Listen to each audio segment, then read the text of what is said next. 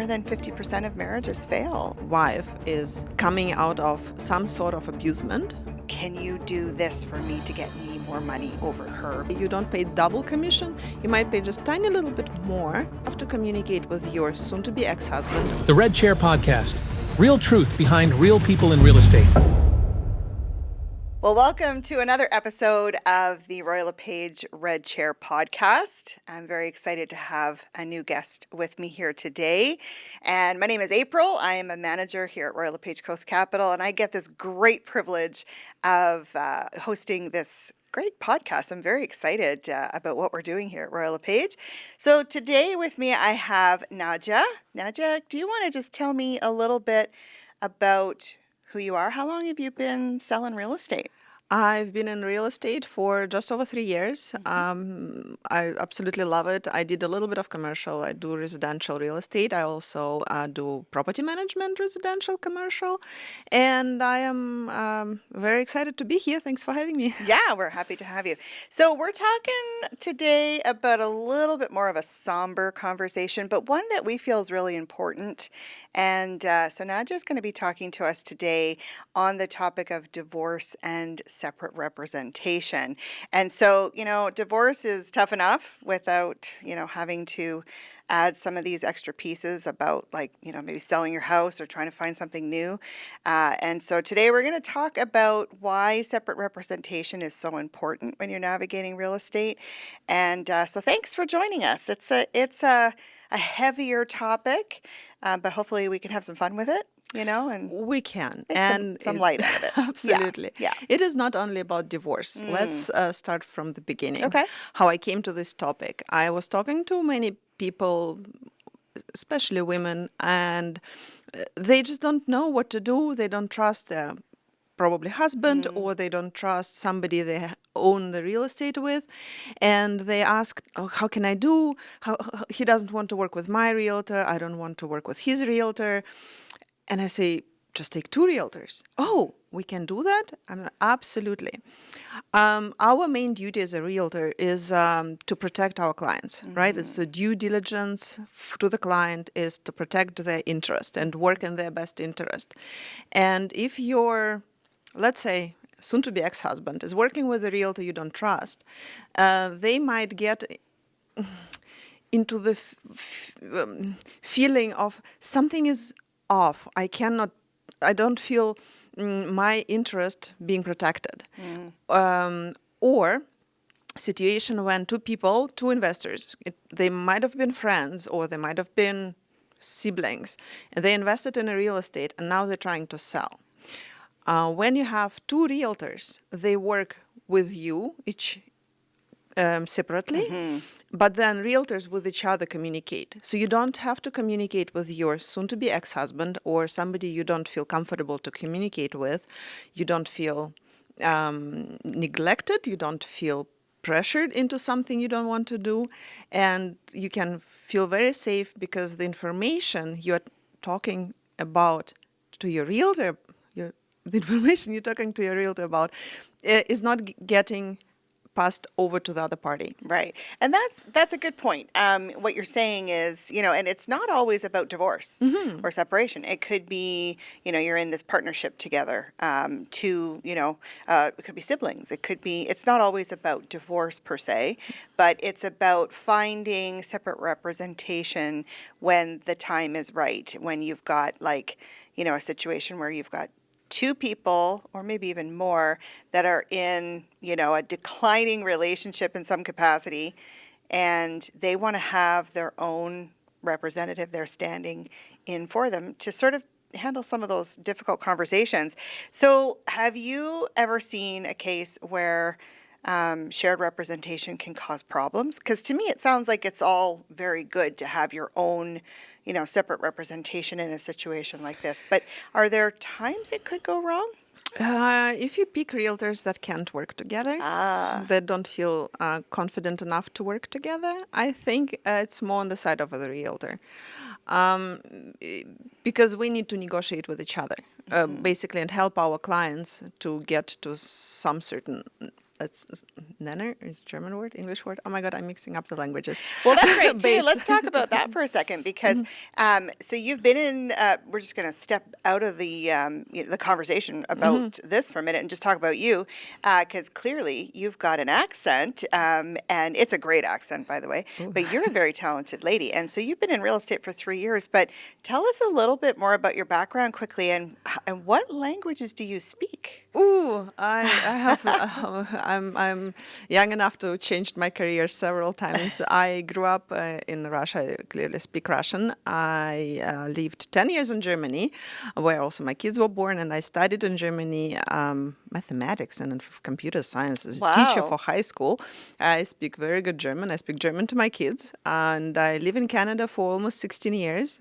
English is my third language, so sorry for my accent and for No, I my love it. It's mistakes. great. It's so good. But I am absolutely confident in all three languages, so I can represent clients in all three languages because I not only speak, but I also write and read fluently in them.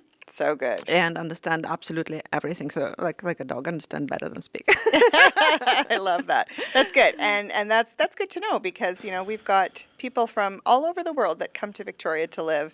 And so having an agent who has that kind of background and knows how to speak different languages, that's a huge win for sure. This is also a good topic that you mentioned. I never thought about it. If you're if there are two clients, for example, one is speaking natively in one language and another one is from a foreign country and is not as fluent and is not as confident in English, to have an agent who speaks their language to represent, to explain all the paperwork, all the details, and communicate with the client in their language, and then communicate with a second agent in English. That is something also that can help you. We are not a lawyer, but we do the work pre-lawyer, before you go to the lawyer. And you can actually be represented by one lawyer if two realtors have the same advice that what our clients wanted to do. If we negotiated to the right point and we sold that property for the price we wanted, and we know and agreed both in writing who gets how much money from that, and the lawyer gets that information, then we can get one closing by one lawyer, which makes the work much cheaper and much easier. So let's talk about that for a second. So there's a process here, obviously. These things don't just happen overnight. It comes, over time. And so, let's say in this particular instance, we're talking about a divorce or a separation. What are those first steps for that couple? Like, maybe they're still amicable to a certain extent, and they've got this property that, they're both on the title as joint tenants of this property. They have joint ownership. What would their first thing that they need to do be? Obviously, they've probably talked to a mediator or a lawyer. And that lawyer is giving them some sort of advice as well. But in terms of the actual, okay, we've got to figure out what to do with this property. What's that first step look like? Find a realtor. If they don't feel comfortable about one realtor they can find two realtors. It's easier for the realtors if they're from the same brokerage. Okay, so they don't have to be from the same brokerage. They don't have to be from the same brokerage. There is an extra paperwork that needs to be done between brokerages, but it's not the problem of a client. And then talk to your realtor, your trusted realtor, and say, okay, this is information between you and I, and this is everything we want to talk. And then you find somebody you trust. You can talk to several agents, right? Selling a house, you can have listing presentations. You can do it by yourself or with your partner. But you have to clearly tell them that there are two people or more people on a title, and every person will have to be represented by a certain agent, right? And then agree, ideally, you agree with your partner for the sales price, or what is your bottom line, and then how much you would want to list it for, and then talk to your realtor and connect them with a second realtor. That's great. And is there a difference between selling the home if you're separating versus divorcing? I don't really know. I think every situation is different, and it's always good to have your realtor and your lawyer and your mortgage broker working in one hand, Right. like in a group, right? There will be an advice from the lawyer, obviously, if it's a divorce situation and you're already dividing all the assets. That how you have to deal with that. So probably. Yeah, that's good. And I think too, based on how the ownership is written in the title, right? Like you could have a situation where you've got a married couple, they are separating, and there is Canadian law about how long people can be separate for before officially becoming divorced. Those are all legal proceedings that we talk to a lawyer about. But in that process too, it's really important to find out, what does it say on the title? Who owns this place, right? Because sometimes it could be a situation when they first got married, it was owned by one of the spouses, and they never changed the title and added the second. And so maybe the property still is just in the name of the one. So how do we, sell the house and divide the assets from that? Of course, that again is a legal conversation. But I think one of the early steps really would be, connect with your agent, pull that title, have a look at, are you both on it? Do you both jointly own this property? Is there anybody else on that title? Like if you got married young and you had a parent co-sign on that mortgage with you, is there anybody else there you need to know about? Those would be some key starting points, I think would be important. Absolutely. There might be a situation when for example, investors invested, like two friends invested in one house. One was living on the property, another didn't. One was paying the mortgage and another didn't. And then one who paid the mortgage will say, hey, I want more money because I paid the mortgage. Right. Where there was no negotiations about that before. So there's Right. something that's what we have to figure out as realtors, like what is the state, how we divide the money afterwards. Is there certain paperwork that we want to prepare before we even start listing? So this has to be clarified, and ideally with a lawyer or notar. Okay, that's good to Definitely. know. And so let's say you've got a situation where you're the agent acting for one party, you've got another agent, let's say from another brokerage, that's acting for another party, and it's really a hostile situation. You've got like two that are just fuming mad at each other, and maybe you are not really seeing eye to eye with that other agent. How are you working through all of those emotions? You've got the emotions of the two joint people that are selling, plus you've got the emotions of this other agent. What do you do to sort of like diffuse a lot of that? That's why I love Royal LePage. First of all, we have 4 managing brokers, and then we have our mama April, where I would go first. I'm like, okay, so there's a situation, and I always get the mental support myself first. Right. Yeah, you got to be strong before you can go into battle. What can I do here? And that agent, Yeah. like, breathe. And then, okay, so what can we do? First of all, I have to protect my license. I have to protect my client. I have to protect the name of my brokerage and not to waste anybody's time and money. And then we start to deal with that. And if the agent doesn't get it at all, there's always a way go over the managing brokers and figure out things.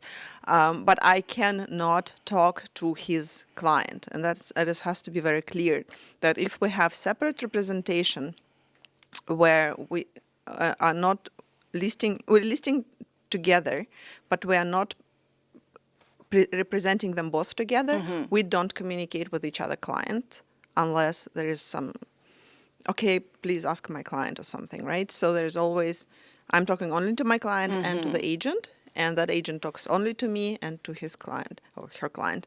And then we can communicate over our head is the managing brokers. And if we really, really have a problem, then the managing brokers can talk on Right. the level. Yeah. And I think, there's a level of comfort there for the clients because then they know, okay, we as agents, we have a fiduciary duty to our client for that, level of confidentiality for their specific, situations. Not to get too spicy, but like I also like to throw a little, entertainment into this podcast. I remember many years ago, I had a client that was getting divorced and they were both equally on the title, and we were in the throes of it all, and lawyers involved, everything. And she decided to start dating. And that, I know that now. And how do I, if I'm asked that question by the other side, well, there becomes bigger potential issues there because you're throwing somebody else into this mix of this decision and there's high emotions, all of that, right? So my advice on something like that would be just hold on. Just wait until you're fully released from this situation before you decide to. But it does happen. And so an agent like yourself is going to know how to navigate those waters and be like, okay, we need to cool it on a few things, or maybe we need to adjust some of the decisions that we're making right now until we're fully through this process, right? Absolutely. And so that's why it's so important to have an agent representing you through something like this. So tons of legal and emotional complexities to this for sure. We've got a breakdown of communication. We've got, so many things going on. So in the midst of all of this, what is the realtor's role? What are you doing? Like we've talked a little bit about it, but what can you say to someone who's like in this process right now? Like, I don't know what my next steps are. What am I going to do? What is it that you're going to be bringing to the table to that client? I think a realtor, a good realtor, is partially a counselor, like psychologist, a little bit a lawyer, a little bit a listing agent or buying agent if needed, a little bit of documents writer, just like an office mouse, because there's tons of documents we have to write. Yeah, and lots of paperwork. It doubles with a separate representation by less income. We do pretty much everything. We take the client in the hand and guide them through the steps. And if we see the client needs extra psychology help or extra counseling, we try to navigate that and get them, okay, let's go and calm down first, talk to your psychologist, counselor, whoever, go for a massage, relax. Like that's that part. So I get goosebumps. It's tough. Yeah, because usually, okay, it's wrong to say usually. It's often that it is in the divorce situation, wife is coming out of some sort of abusement, often, unfortunately, because otherwise they usually don't get divorced. Right? And she just doesn't know about her rights. My work is to explain, in this case, her or him, about their rights. What can you do?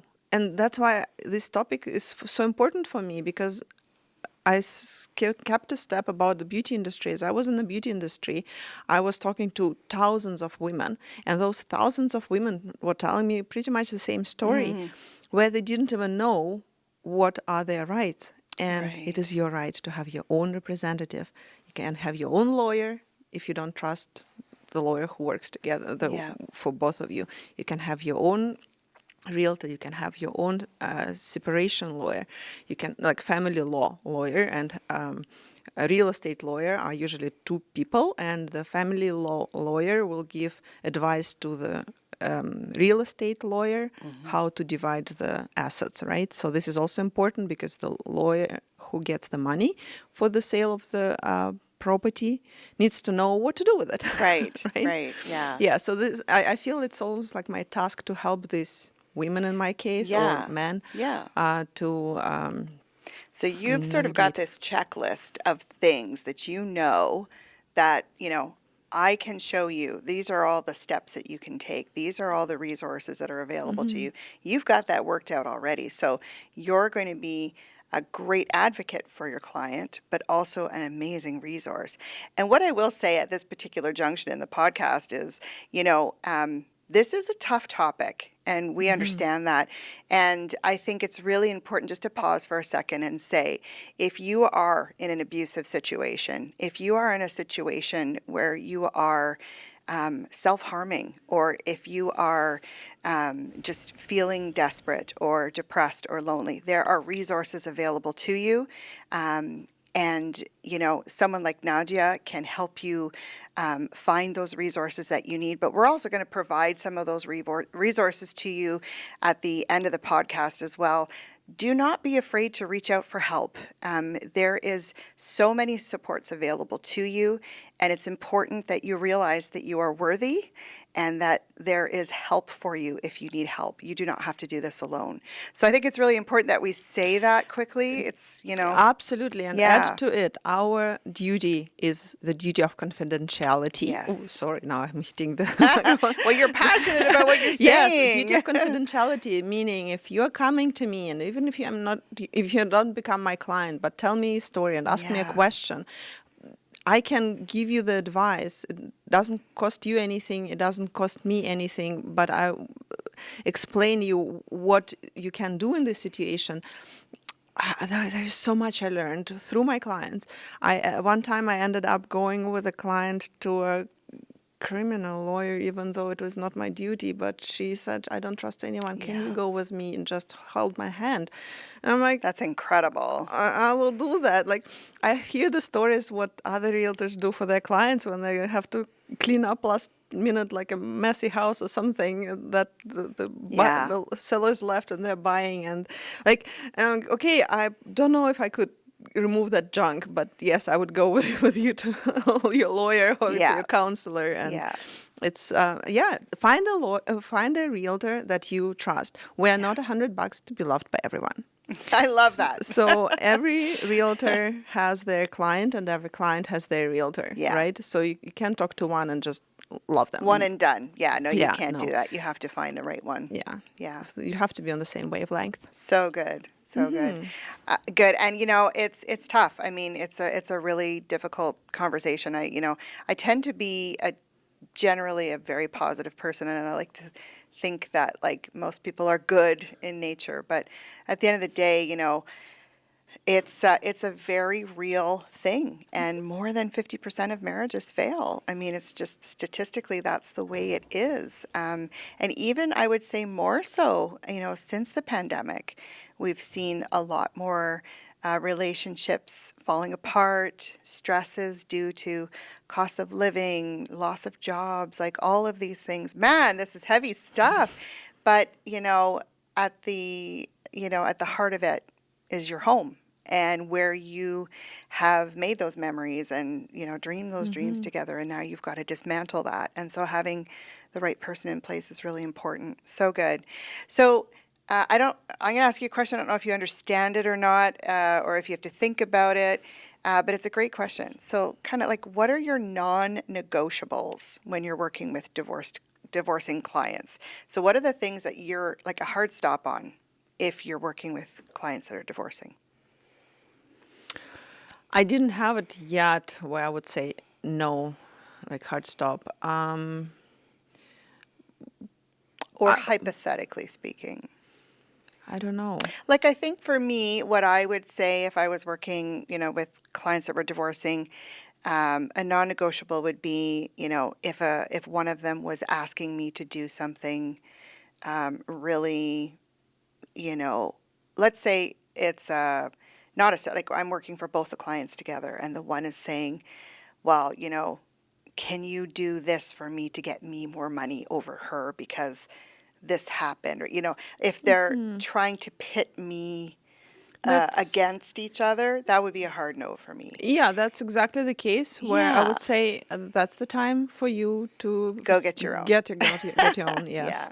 And in your example, Yeah. you would represent two clients, and then one of them would start to pulling and asking you to do illegal things, because our license, like, people have no idea how much we can get, how often we can get into a realtor jail. We call it that way. Realtor jail. Yes, Right? it's a very real thing. And you would have to pull away from the whole transaction. Right. You could offer them to realtors, and if they take them, you could get a little cut for all your work you did. And if you took pictures, you can offer the pictures to that realtors. Right, Like of the whatever, house we and can stuff, negotiate. yeah, Yes, yeah. absolutely.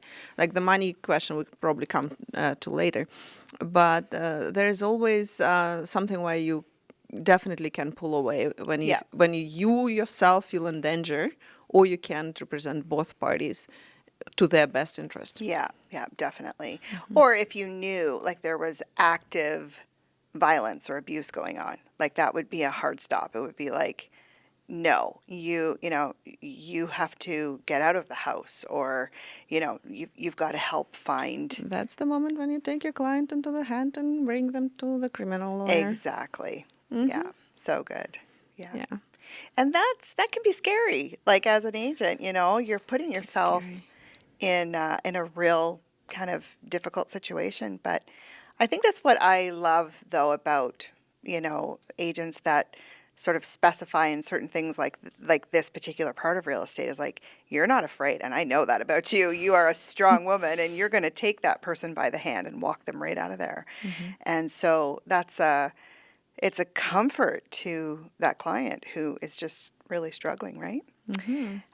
So let's talk quickly about communication and boundaries. Important parts of this for sure. So as you're going through the process, you've got the separate representation in place. You've got one party here, two agents. What are the best practices there? Like, what are you telling the other agent about your client's position? You've got to list the house, you've got to come up with a price together.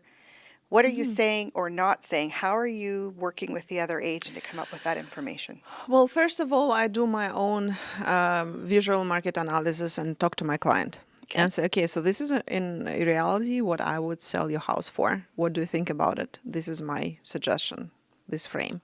Then we talk about a price with my client. And then I ask, okay, what is the lowest price you would go for? Then my client will give me this number.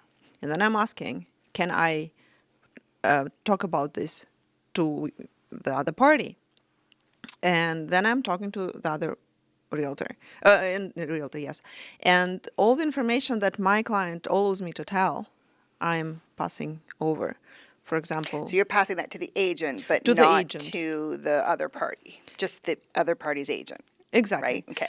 So they would have to also tell me just that part of information they're allowed to tell me, right? So, but I can't tell him, or her, oh yes, and oh yesterday we went and did this, and oh she bought another apartment, or she sold another Right. apartment, or oh she bought a car, or she sold a car, something like that. It's Confidential. confidential. Off the table. Absolutely. As long my client doesn't ask me, oh, can you give them this information so they know? Then yes, I would give that information. It's basically I'm protecting my client, right?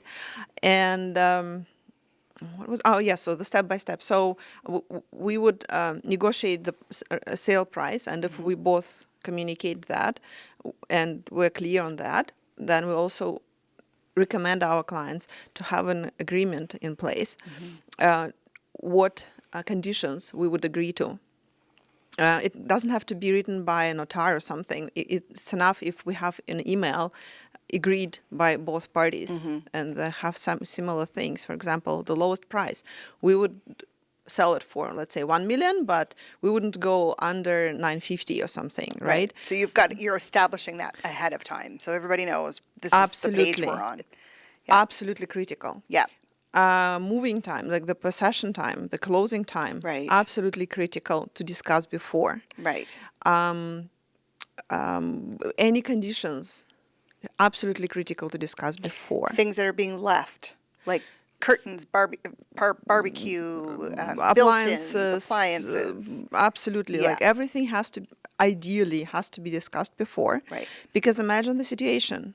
You finally get an offer, which in this market is a magic. It's a weird market right now. It is. For April and May, it Yes. is a very weird market. Yeah. You finally get an offer that goes just a little bit below that what you agreed to, for example. Right. But everything else, there's like, within 2 weeks, we remove everything. We have our finances in place. We can move in whenever. We don't care about the appliances. We just want this house.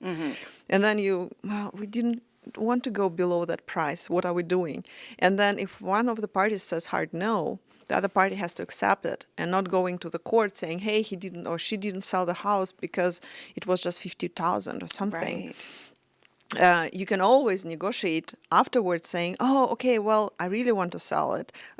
Give them another 50,000 and we agree to this amount, right? But it is something you need to discuss before, also for the case when... no, actually, we pretty much just, there are endless cases. Yeah, I'm sure. I'm sure. You can't yeah. stop anywhere, but it is critical to discuss before. So one of the things you just said I want to highlight and ask for like kind of follow-up question on is around courts. So you've got this listing, you've established all of that criteria ahead of time, and now you've got an offer. It's accepted.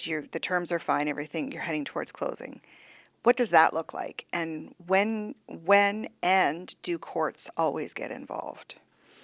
The courts get involved when people don't get the same advice to the closing lawyer. Okay. If the closing lawyer gets from one even separation lawyer, one separation lawyer says my client gets 70% of the sales price, Okay. and the other party has to get 30. But then the second separation lawyer says, no, we do 50-50. When they don't agree to the same, okay. then either the clients have to go to mediation or it ends up in court. And for that amount of time, as far I understood from our trusted lawyer, that this money stays in a trust account of the lawyer. You don't even get access to the money. Until it's settled. And the Gotcha. lawyer gets clear advice from both parties. Right. It can be themselves, it can be both realtors, it can be separation lawyers, it can be court, whatever. It has to be the And same. that can go on for a long time. Oh, yeah, forever. That's why discuss it before. Right. And How- get it in writing before. And get it in writing. Yeah. Ideally signed by a notar or even to the same lawyer. You go to the same lawyer who will close your deal and say, Right. okay, this is our guidelines. We're doing this, and this, and sign. Yeah. Done. So lots of time involved in that other possibility. If you cannot come to terms, it's going to go to court. It could take a very long time for all the parties to come to agreement. And that also comes with a price tag, I'm sure. Right? Like, I mean, lawyers over time through the court system, that's going to end up costing you a lot of money. That's going to eat into whatever profit you're making on the sale, right? Yes. That's why my advice is discuss it with your partner to the best Of your ability. of your ability if Yeah. you can. If you can't, let us talk about it. We can pass over the paperwork and sign it. Right. And as realtors, we can make it a little bit easier. I hope we can make it a little bit easier for you because we are not as serious as lawyers, even though we have to prepare all this paperwork very clear to the lawyer. So we're kind of like cushion, right? Yeah, Like yeah. we can make it like easy. a middle person, Yes. right? Yeah. And yeah. talking about money again, you would probably ask the question, how much does it cost? Yeah. Well, that's a good question. I mean, And- how much? Like, have you had situations? How much? How much? How much? Okay. So imagine if you're hiring one agent. That particular agent might charge a certain amount of money for the first 100,000 and then certain percentage for remaining balance.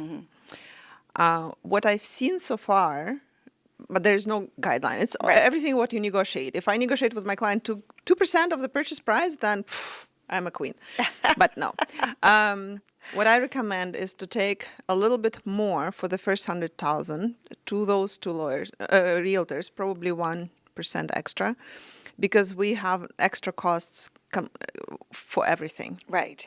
We also need 2 signs on the property. Right. We both pay Oh, that. right, of course, because there's 2 agents. Yes. Yeah. Then we might get the same set of photo material. Right. But we would have 2 videos. If I want to have my own video and the other realtor is from a different brokerage, Right. we wouldn't do the same. Yeah. We wouldn't make the same video. Right. With our amazing guys working with this brokerage, if I would have another agent from the same brokerage, we could totally make Right. the video together as and do co-listing, one Yeah. sign with so you've 2 got names. these and listing costs involved That for is- sure. yes. That you have to cover. And so you've got the commission costs, then you've got legal fees because you've got you have 2 lawyers to close. And then can you give me an idea of like if the situation goes to court? Like have you ever had an example of like someone who has said to you, this is how much money I've had to spend over the time that it's taken me to settle this? Like, are we talking tens of thousands of dollars? We're talking about like 7 to 10 years, and anywhere 20, 30, $40,000. Yeah, so tens of thousands for sure. Absolutely. 20, Easy. 30. As soon you Could go be to even more. As Yeah. soon you go to Supreme Court, Right. you can start with tens and just Right. count them. So get it in writing. In the Get it in beginning. writing. Hire 2 realtors. Yeah. Split the commission, because that's what I was trying to say. You Yeah. don't pay double commission. Right. You might pay just tiny little bit more. Get much better protected. Have everything ready for the lawyer, and you will have one closing lawyer who you will also pretty much split the costs. So Right. you don't have to have 2 closing lawyers if you can negotiate it on our level. Yeah, that's good. It's good advice. So in terms of like we're talking just briefly about communication and boundaries, I think it's important, like what you're saying is have it all agreed upon ahead of time. And then when the house is listed, make sure that the 2 agents are sharing the same updates on both sides. Like if there's been a showing, make sure you're getting the feedback to both parties equally. It's the same feedback, and all of that kind of stuff. Email summaries for both sides, making sure everybody has the same communication, yes or no? Not to the both sides. Okay. If one of the agent has to say something, they will send the information to the realtor on the Got other you. side. And then the realtor on the other side will pass Right. it over. So that realtor never sends an email directly to the other seller unless something happened to this realtor and then there's emergency. Right. Of course, like, Yeah. if I'm like, oh my God, I'm flying for the next 10 hours, please send the information directly to my Yeah. agent in these 12 hours. But usually there is no communication Right. preferred.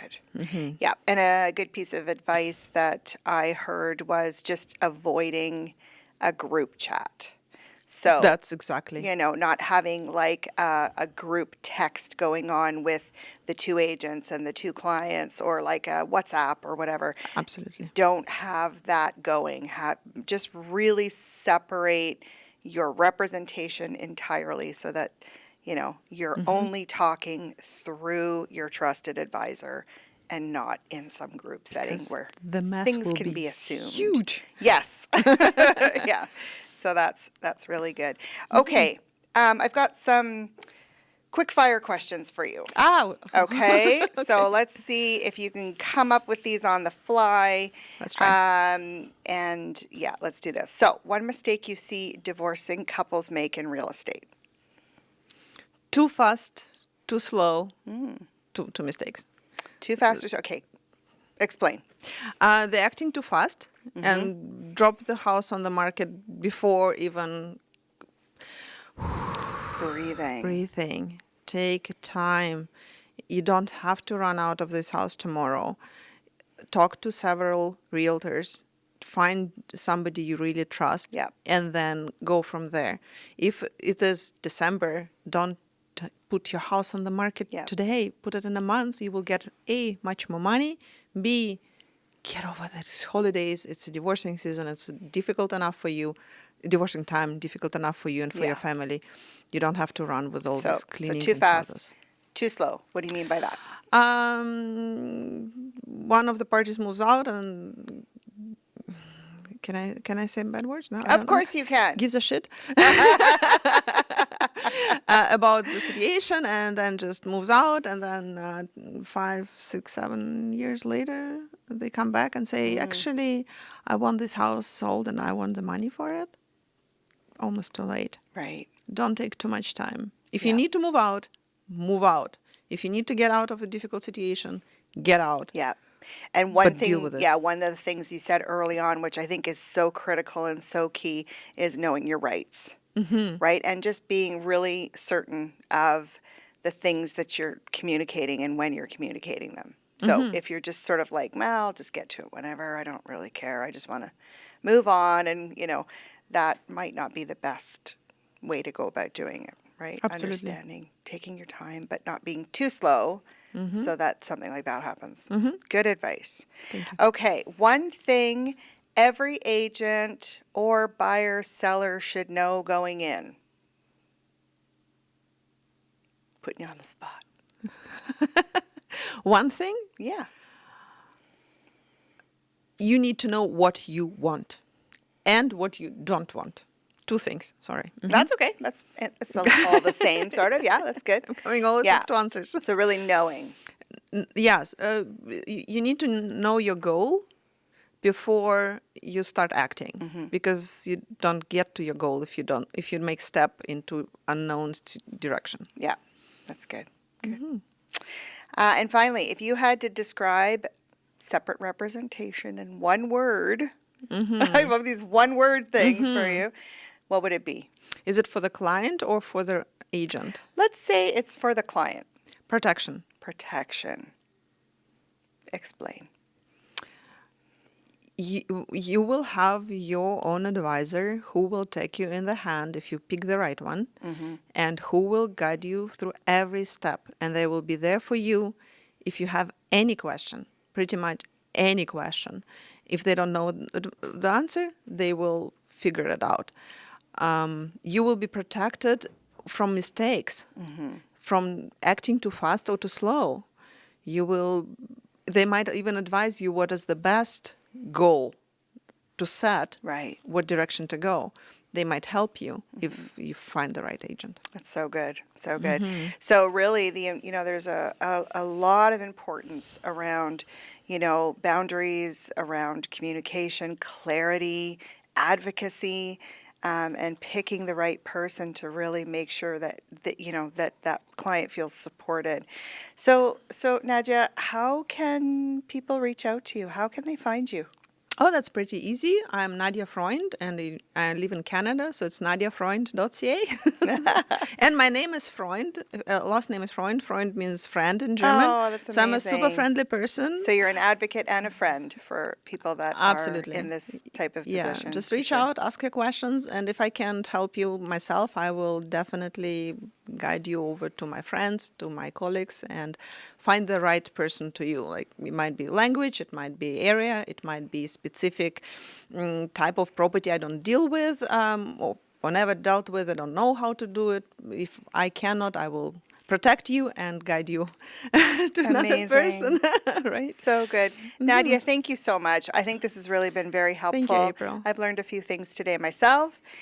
If you need help in this kind of a situation, reach out to Nadja today. Her information will be in this podcast for you.